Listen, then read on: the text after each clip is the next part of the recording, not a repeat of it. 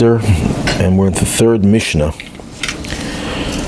If you remember, the second Mishnah was authored by Shimon HaTzadik, Shimon the righteous, who was the last member of the men of the Great Assembly, who lived at the beginning stages of the Second Temple.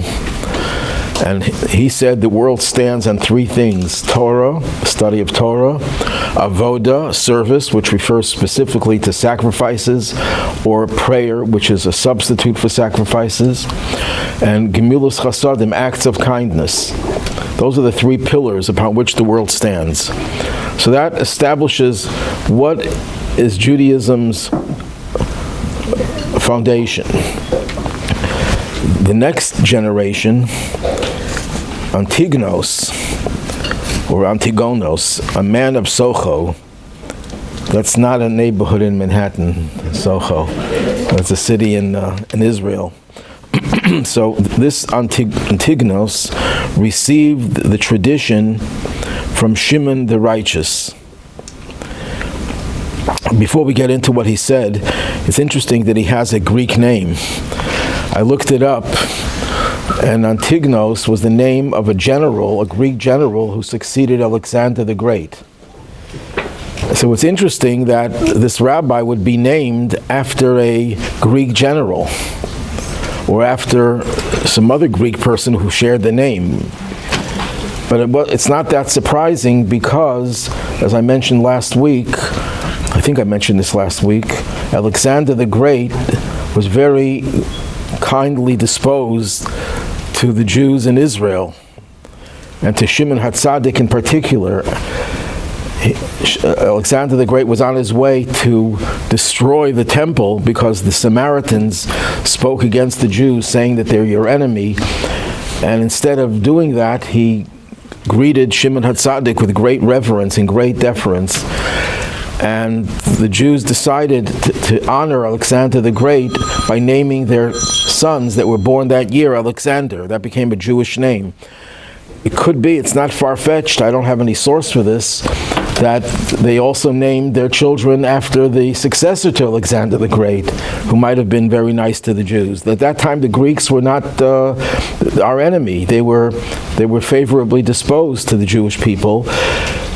So much so that the Jews became so Hellenized, they became so influenced by Greek culture, and that led to the whole story of Hanukkah, where the majority of the Jews, some people say the majority, had become Greek followers of a Greek philosophy, and they tried to impose that on all the Jews. At any rate, Antigonos was someone who was a product, at least his parents who named him Antigonos were a product of the domination of the Greek Empire. The word Antigonos, I think, comes from the word anti-gonos. That means anti-procreation. It doesn't sound like a very positive name, anti-procreation. But that's the name Antigonos. Anyhow, he received the tradition. What does it mean he received the tradition? He was the leader of the Jewish people, because the leading rabbi was not just a leading scholar, but he was also the leading authority of Jewish law, which gave him also the title as the leader of the Jewish people. There was no other political leader at this time. He was the political leader of the Jewish people. He received the tradition, he, together with who knows how many others, from Shimon HaTzadik. And he used to say the following, which means this is not just something he said once or twice, but he would constantly emphasize this teaching.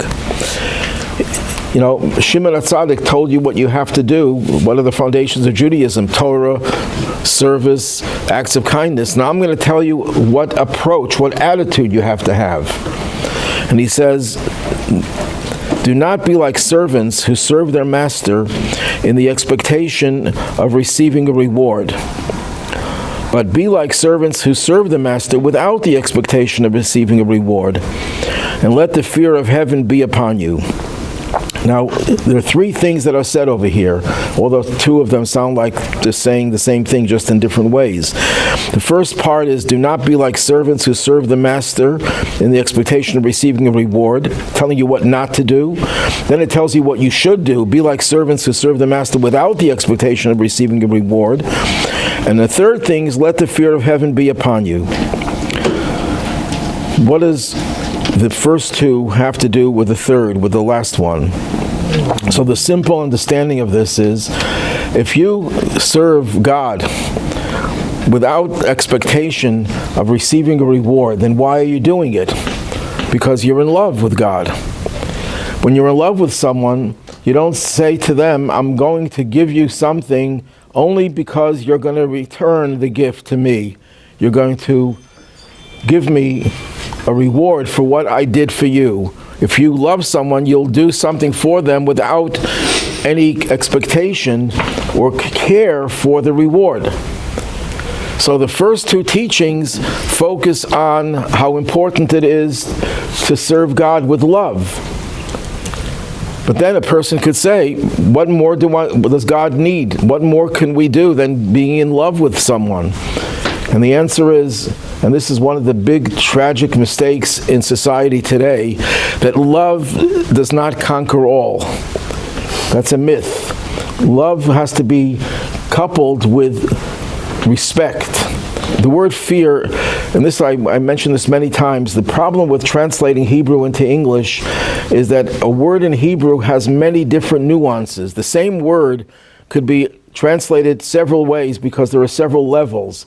The Hebrew word for fear, mora or yira, could mean fear. That if a grizzly would walk into the room right now, what feelings would we have? It wouldn't be love, it would be fear.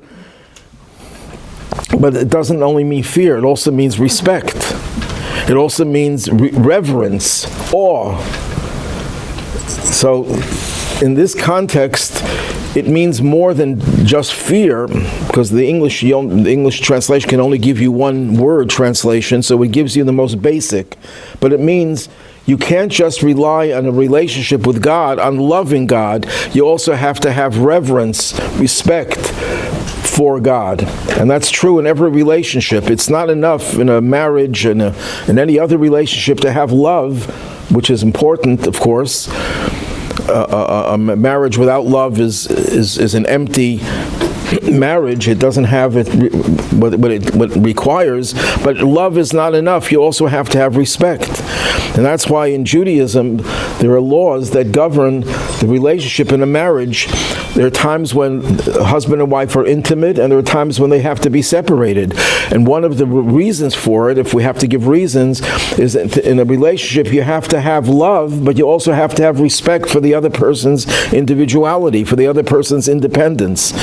And that's true with God as well. On one hand, we love God, we feel this intimacy with God, and but at the same time, we also have to feel, wow, how could I get close to him? He's so great. I feel so insignificant. And I therefore will respect him and have reverence for him, not just love. So the first two teachings are focused on love. The third teaching focuses on reverence and respect for God.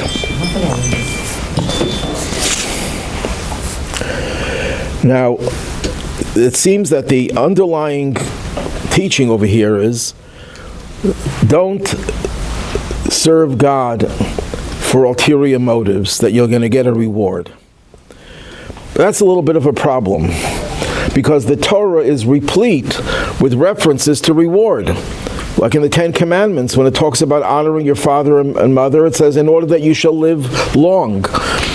Torah, in many places, it says, if you follow my commandments, I will bring the rains in their season.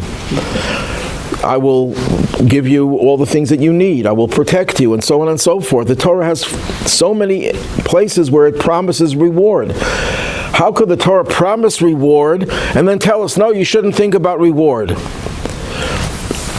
So the simple understanding of that is that it depends to whom you're speaking. If you're speaking to a beginner, to a novice, a spiritual novice, you tell them the opposite.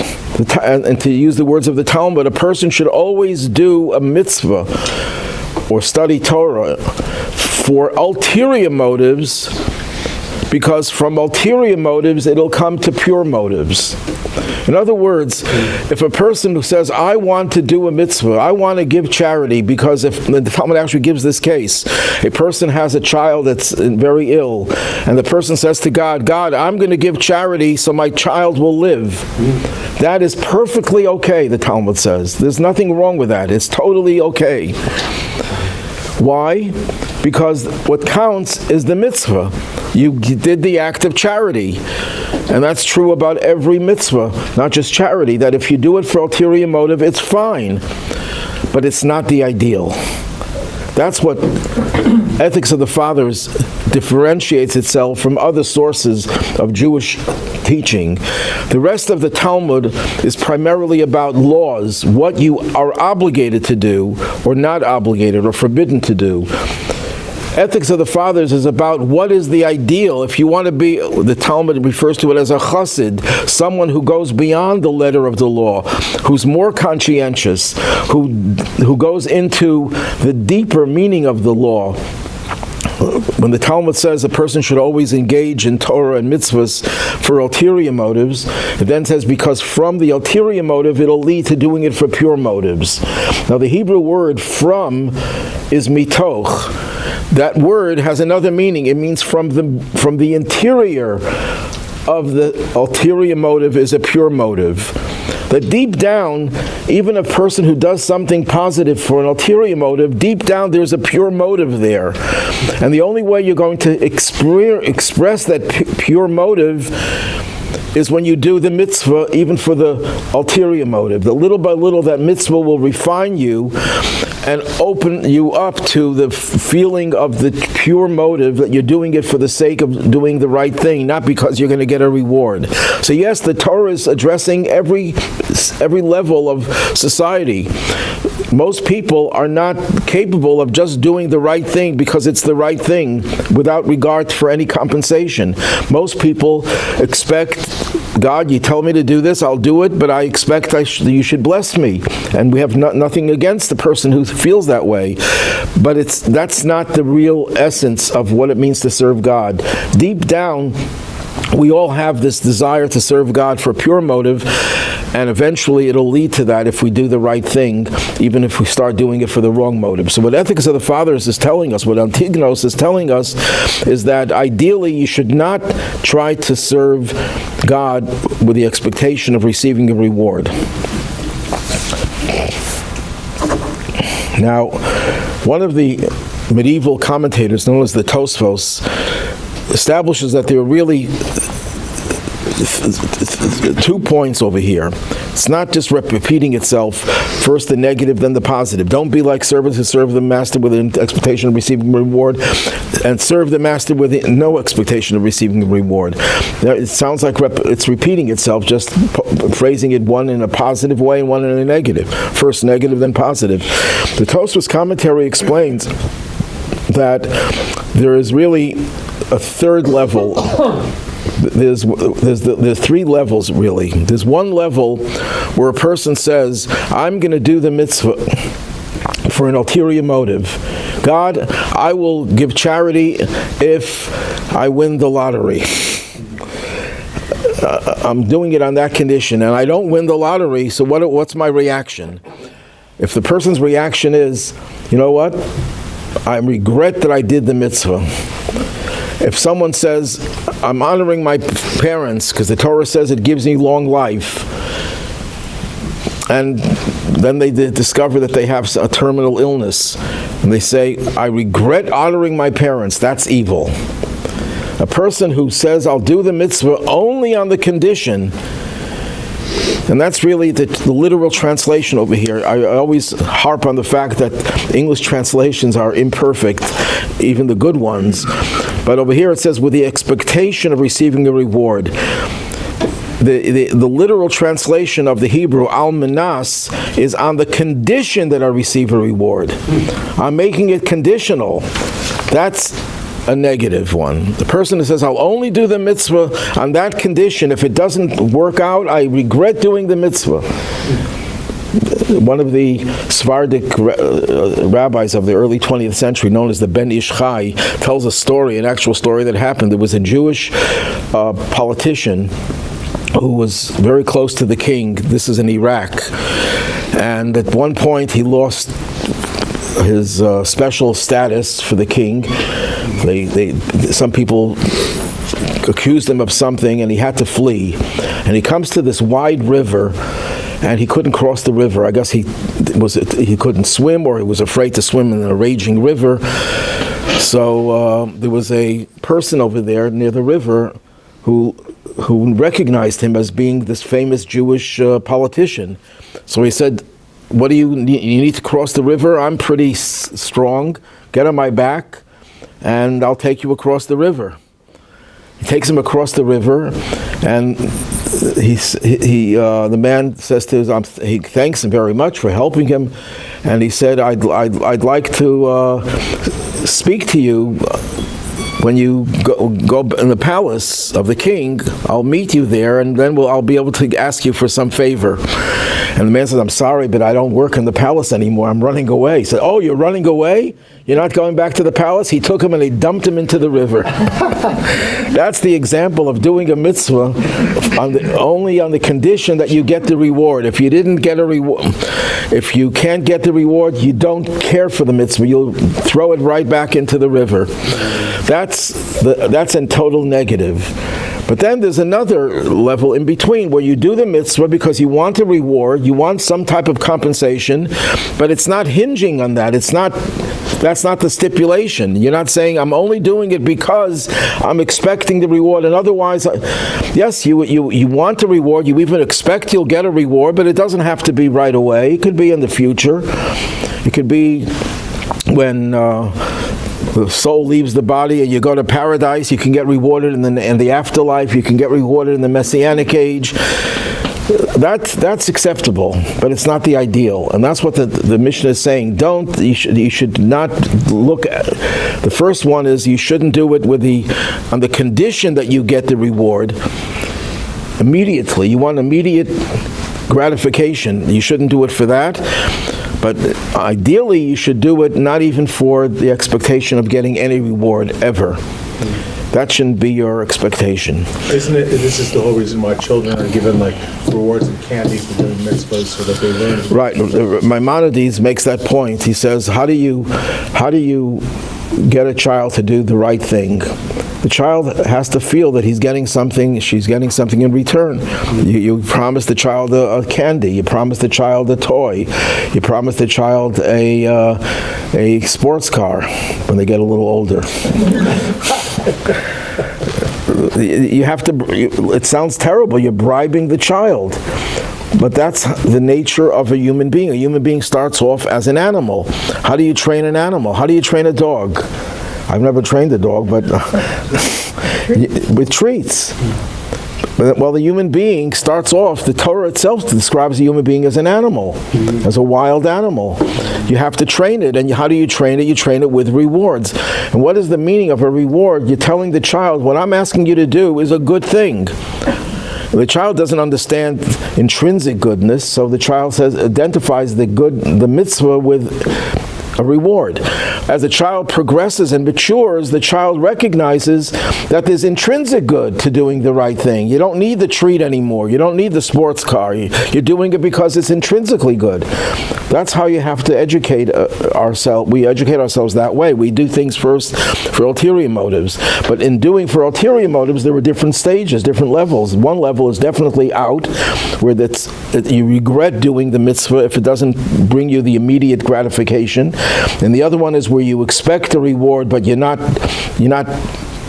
stipulating that you're doing it only for that reward.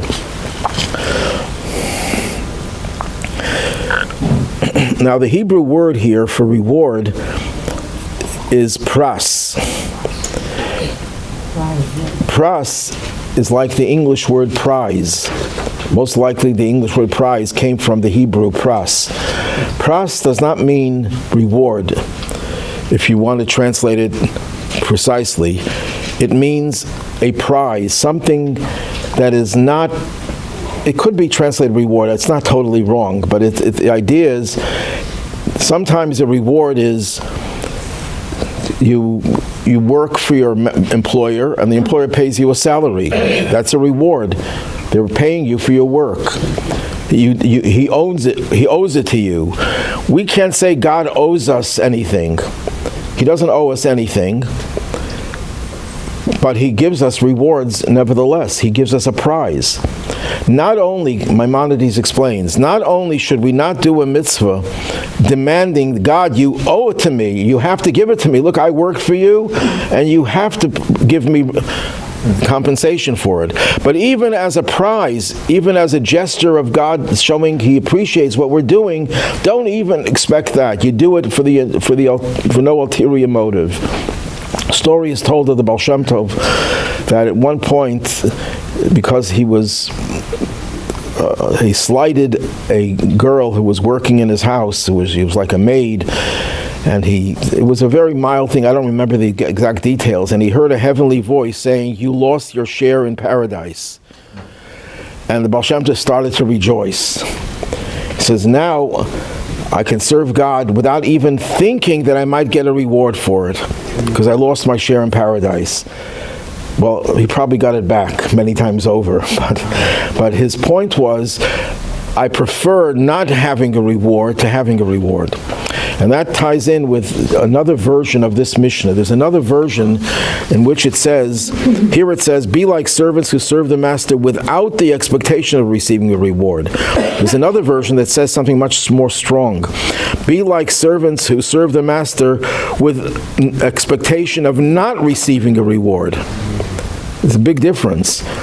The way we have it over here is we're not doing it with the expectation of the reward, but we're not saying there won't be a reward, or we don't want the reward. The other version is with the expectation that we won't receive a reward. That is a much higher level, and that was the Baal Shem Tov's level.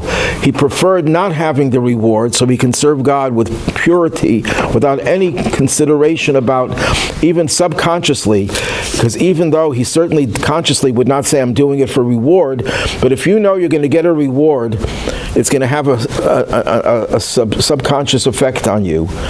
You're going to do things differently because you know you're getting a reward. Once the fifth Lubavitcher Rebbe, Rabbi Shalom Dov Ber, sent his son, who succeeded him, on a mission to help the Jews in Tsarist Russia. They were very much involved in stopping pogroms and among other things. And when he came back from his trip, the father, who was the Rebbe at that time, says to his son, give me a detailed accounting of all your expenses. I'm going to compensate, remunerate you for all the expenses. And the son said to his father, Father, I'm not going to ask you to pay me for doing a mitzvah. I'm going to do it. I'm glad to do it at my own expense. You don't have to pay me. And the father said to his son, if I don't pay you, the next time I ask you to do a mission, and there are two ways of doing it. There's a better way and an inferior way. But the better way is more expensive. Subconsciously, your mind is going to work in favor of doing it the way that is not as good, because there's no expense, less of an expense. If you know you're going to get paid for every penny, no matter what, your mind is not going to work in a way that you're going to prefer to do something by cutting corners because it's cheaper. So even though consciously you would never consider a thing like that, but who knows what effect it could have subconsciously. You know, Freud wasn't the first person to know about the subconscious. It's actually in the Torah. We just read it a week ago. Sarah, when she hears that she's going to have a child at the age of 90, she laughs. So she laughed in herself. And God says, why did she laugh? And she says, no, I didn't laugh. She lied. How could such a righteous woman lie? And why would she laugh? There are many explanations, but one explanation given by one of the Hasidic masters is that she didn't know that she laughed. She laughed subconsciously. Well, she didn't laugh into community. No one heard her laugh. She didn't hear herself laugh. She didn't know that she laughed. But there was like a scintilla, a little trace of doubt inside of her that she herself was not aware of. And that's why she denied it, because that's why the Torah says she laughed within herself. So we already knew about the subconscious.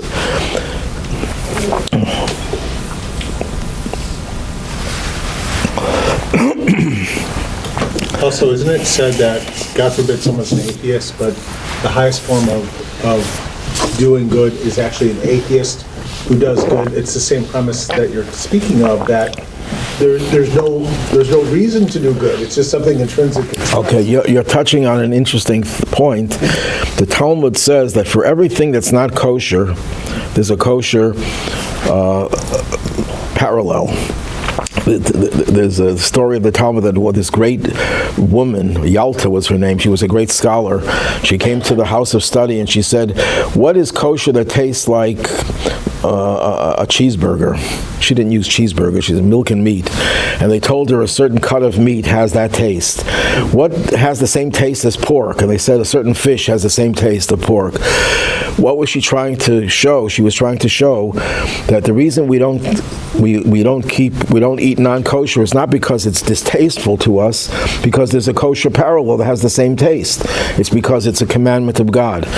But there's a parallel. But the point is that everything that's not kosher, there's something like it that's kosher. So someone once asked a great rabbi, what is the kosher form of atheism? If everything that's not kosher has a counterpart that's kosher, how could there be anything parallel to atheism that's kosher? So he said, when someone asks you to help someone in need, and you might say, God will help. There you have to act like an atheist, that you're going to help not because you trust that God is going to help, you're the one who's going to help. Forget about God in this regard. Now, Antigonos had two students among his many students. One was named Tzadok, one was named Baisos or Baitos. And they broke away from Judaism and they started two new sects called the Tzedukim, the Sadducees, and the Baitusim. Although some people think they were essentially the same group, but just different founders. But no, it seems from some sources that they were two separate groups that broke away from traditional Judaism. And it was based on this teaching. Now, whether this was a rationalization for their rebellion, or this was the cause of it, is not that clear. It seems that this was more of a rationalization. But they did not believe in the oral Torah. They claimed in the written Torah. Because they believed that the written Torah was divine, but the oral Torah was man-made. And what got them to start this open rebellion? When they heard Antigonos say this, and this is something he said over and over again, that don't expect a reward, they took this to mean, literally, that there is no reward. That's what their teacher was saying. Don't expect a reward because there is no reward. There's no afterlife. There's no because the Torah never mentions the afterlife. The written Torah never mentions it explicitly. It alludes to it, but it's hinted there, but it's not mentioned explicitly. How do we know about the afterlife? Because it's in the oral tradition. They didn't believe in the oral tradition, and they found support to their heresy by referring to their own teacher, the leader of the Jewish peoples, telling us there is no reward. There's no reward. That means that the belief that there's an afterlife and there's a reward in the afterlife is bogus. And this is what got them to break away from Judaism, and they started a movement that claimed to believe in the written Torah, but rejected the oral Torah. And this lasted for several hundred years until the destruction of the Second Temple. And at the time of the destruction, that was the end of that movement. Later on, another movement began with the same philosophy hundreds of years later, called the Karaites. And there are still Karaites in the world who live some live in Israel, some live in Crimea, I think some live in Lithuania. They're still not a large group. And it's interesting that the Nazis did not kill the Karaites. They didn't consider them to be Jews, even though they were actually Jews. They were descendants of Jews. But anyhow, going back to the Sadducees and the Baitusim, they broke away because they misinterpreted their teachers' teachings. He was not saying, Antigonos was not saying there is no reward. He was saying don't do it for the expectation of a reward. Do it for the right reason, for pure motives. But of course there is a reward. There's another point about reward that Maimonides makes in another place. He doesn't say it in his commentary here. He says, whenever the Torah promises reward, it's not really promising reward, because the ultimate reward is in the afterlife or in the future Messianic age. When the Torah promises reward, it's not really reward. Why? But what is it promising? The Torah says you'll have long life. The Torah says you will win your battles. The Torah says you will have your crops in their seasons. Maimonides explains, whenever we do a mitzvah, God makes it possible for us to do another mitzvah. Whenever we transgress, we do a sin, God makes it possible for us to sin again. So when a person does a mitzvah, God says, I will give you an opportunity to do another mitzvah because you'll have ample resources. If you're poor and you're starving and you're sick, you can't really function very well. And God says, I'm going to let you do a mitzvah and give you an opportunity to continue doing mitzvahs because you'll be healthy, you'll be wealthy and wise. You will have all the qualities that you need to have a good life so that you can do more and more good. So it's not a reward, it's a facilitating promise. You do what's right, I will facilitate your ability to do more what's right. What about reward? The Torah doesn't talk about reward. Reward is something that will come later, and the Torah doesn't even talk about it because that's not the reason we do mitzvahs, for the reward. The reward will be there, but it's not really the Torah's intent to tell us about reward. The Torah's intent is to tell us that doing good will make it possible for you to do more good. But also, to do the mitzvah itself is a reward. That is to have, or in Ethics of the Fathers, the reward of a mitzvah is a mitzvah, which is really essentially the same point. That the reward of doing a mitzvah, if you want to call it reward, is that you'll have an opportunity to do another mitzvah, which will lead you to do another one. On the other hand, if you sin, if you transgress, God will make it possible for you to continue transgressing. You won't have that many obstacles. It'll make it easier for you. This is how Maimonides answers a question. How could God punish Pharaoh for not letting the Jews leave Egypt when God hardened his heart? God is the one who made him not want to let the Jews go. How could you punish someone if God doesn't give you the ability to choose to do the right thing? If God forces a person to do an act that he's not capable of stopping, how could you blame the person? If you go over to a person and you push them against another person and you injure the other person, you're not going to be held responsible for being pushed. Someone else pushed you. So why was Pharaoh held accountable? So Maimonides explains that was part of his punishment, the hardening of his heart. He did so much evil that every act of evil made him less sensitive and less sensitive to the point where he couldn't really change. So that's not that he couldn't do it. He put himself into that situation. That's what the Torah tells us, that when you keep on doing something that's evil, evil will become second nature to you when you won't be able to control yourself. If you do good, on the other hand, you will develop a positive nature to the point where you will not be able to help yourself. You'll always be doing good. But it's not reward. So there's no contradiction between what he's saying over here and what the Torah says about reward, because the Torah is not talking about reward. It's talking about giving you the opportunity to do more good.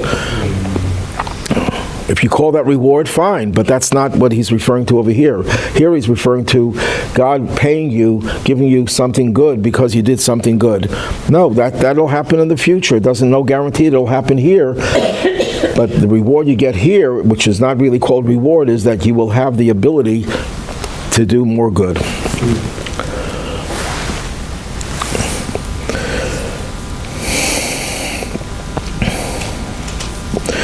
There's another interpretation of the last phrase, and let the fear of heaven be upon you. It's a little, the wording is a little bit peculiar. It should have just said, and you should have fear of heaven. Why? The fear of heaven shall be upon you. So one commentary says that what this means is not about you having fear or respect. It means that when you live a life and you show how much love you have for God, that you're doing the good things without even thinking about reward, you're doing it for pure motives, people will have respect for you. The respect of others will be upon you, be based on how you behave.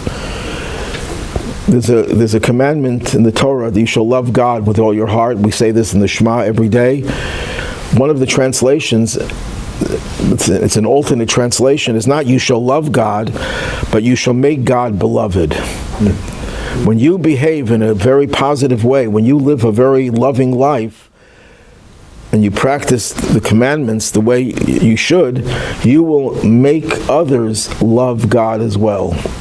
When you serve God with such love, this will generate respect.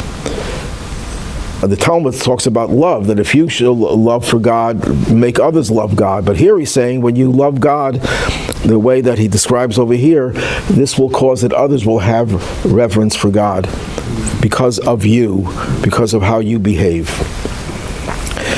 Is this word moreh? Mora. Mora. And how does that spin off? What are the condensed meanings of mora? It's fear, right? Mora is fear, awe, reverence, respect, shame.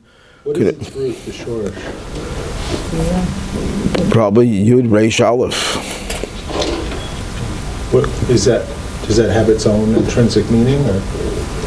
Yeah, well, it's the root of the word for fear. Okay. It also, it's related to the word re'iyah, seeing. The letters are interchanged, are in a different order. Because how do you develop a feeling of reverence for God, let's say, because you see God, you're aware of God. I always say this, I think the English word aware is connected to the word yira. You have reverence because you're aware. If that grizzly bear walks in here very quietly, doesn't want to disturb the class, and you're not aware of his presence, you're not going to get fear. It's only when you're aware of something that it causes fear.